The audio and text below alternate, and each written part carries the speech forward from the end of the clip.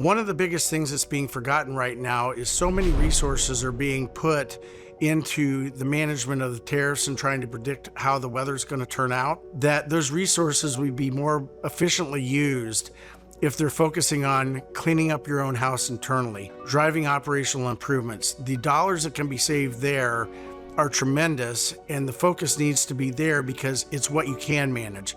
Take time and also thought to invest in your supply base.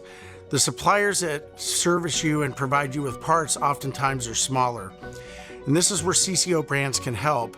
We could come in and set up the manufacturing operating systems, the quality systems to improve their performance and help lower their costs that can offset some of these tariffs.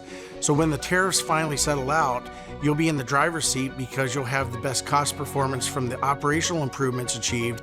And that's something that you can control. You can reach out and go into your supply chain and help them on their journey as well, and develop a partnership with them so everyone succeeds. We're right in the middle of the trough right now, and that trough is uncertainty. But those companies who take action now and go forge into the future with investment, with trying to improve their operations, will be the ones that succeed.